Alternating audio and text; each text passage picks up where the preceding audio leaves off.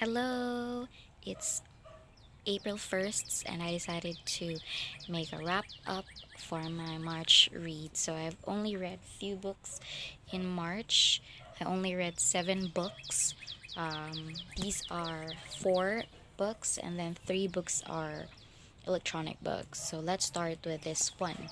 So this is the first book I read in March. I read it in March 3rd, and this is a series of unfortunate events. The first book, The Bad Beginning, and I really love this. This is really an old book, but I really like it, and I enjoyed it.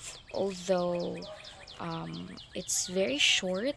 I it's very short, but I read it for like 2 days. Yeah, I read it for 2 days because I was having a hard time, or difficult time, or challenging time finishing a book for March. But yeah, I'm just happy that I've read it, and I wish I can read more of the series. The next book I read was The Giving Tree, but I'm just gonna put a picture of The Giving Tree here. And I have read it many times when I was younger. I think the first time I read it was when I was in the first grade, and it was written in Filipino though, because I'm a Filipino. It's written in my language, and I really enjoyed it. Although when I was in college, I learned that it was banned because of some reasons, like for example women abuse, or the abuse of women, because tree there is as a woman, and there's a boy asking, like it was banned because it was telling, quote unquote, of how submissive women are to men, which in fact it's not. Actually, I learned that in college already because I took children's literature, but for a lot of reasons, it was not how I understood it. Giving tree is about us asking something from the nature, like how abundant our nature is, and how giving our nature is, something like that. That's how we understood it. But anyway, that's how people say it, but I love it actually. The next book I read is Turtles All the Way Down, and I've read it many, many times before, but I think there are just parts of it that I forgot already, but I'm just really happy that I have reread this.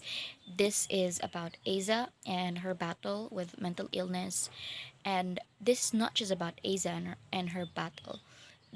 This is also like a self help book that will help you understand that you're not alone. It gives you hope, and it gives you the kind of comfort that you need in times of like battles, mental battles, because this is such a good book. John Green is such a good author that he kind of shift to another topic, so that when you read it, you will not get drowned by the emotions, but there's a stop there that will uh, pause you for a while and then go back to the battles. It's really like that. It's like a self-help book for me. I'm not sure about other people, but it's just so good. And it's not just Asa. It really talks to us, and it gives us like a comfort that we need. And this also is a book that will also help us understand other people dealing with mental illness. And I hope one day you could read this. It took me, I think, 3 days also to finish this book, but it was really worth it. The next book I read was this one. So this is, please do not judge me.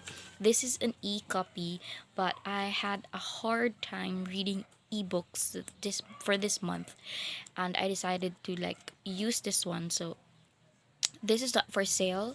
I tell you, this is my personal use. So this is an ebook that I printed for my own for my own interests. And this is a book about a girl named Laurel. And this is a compilation of love letters that that love letters that were addressed to dead people. yeah, Love Letters to the Dead. This started as English project, English assignment, sorry, and she wrote to different artists and people. So these are the lists. Okay, it started with Kurt Cobain, J.D. Garland, Elizabeth Bishop, River Phoenix, Amelia Earhart, Amy Winehouse, Janis Joplin, Alan Lane, Jim Morrison, John Keats, E. E. Cummings, and Heath Ledger. And it's just so good that it's similar to this as well. It becomes like a self-help book, like she's writing her feelings out. And this kind of thing, I remember the Stephen Chbosky, The Perks of Being a Wallflower. And I think it's really a good therapy when you write your feelings, so that it will not be too heavy for you to carry. At the same time, it can also help you empty your mind. And this is such a good book because it can also influence people, especially the young readers, because this is a YA book. The young readers to start writing and journaling so that they will empty the burden in their hearts, and just so good. The next book I read was the Heartstopper.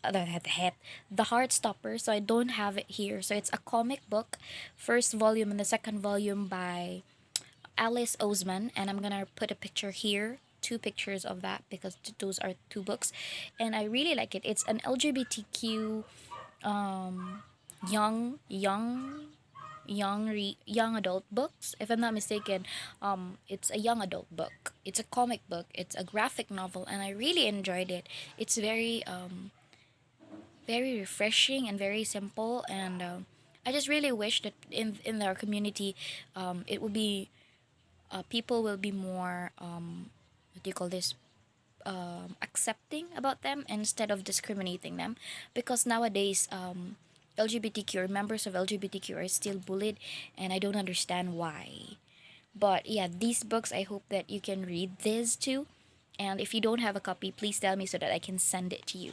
The next book the last book that I read for this month is The Cat Mummy. I used to have my copy of this, but my co-teacher, I'm not sure if she still have it because she's not responding to my messages. I have the copy and I really wish she could return the copy. So I just had this printed. This is just a very short reads, and this is also like a children's book, and it talks about loss and hope. So this is about a girl named Verity, and she had lost her mom even before she was born. And her mom got this cat named Mabel, and she she's a she, of course. She's Mabel or Mabel, and she was old, and that's the reason why she's dying. I'm sorry for the words. I can't find the words to. Yeah, but this is about the girl named Verity and her mom's cat Mabel, or late mom's cat Mabel, and of course she learned from her class how to do Egyptian mummification of cats. I hope I can, yeah, Egyptian mummification of cats. So she decided to mummify her cat Mabel, and she put her inside her wardrobe until her grandmother discovered it by discovered it. And this is a very what do you call this, very heartbreaking but still hopeful, heartbreaking book about loss, because in her house they do not talk about the death of her of her mom, and they kind of like sorry, ignore the idea of telling what happened. So it was really hard for her to air out the feelings that she had for Mabel, because she might hurt her grandmother. But her father really tried his best to talk about death and talk about her mom, especially. So, yeah. So, these are the books that I've read in March, and I hope that you can still grab a book and try to read more.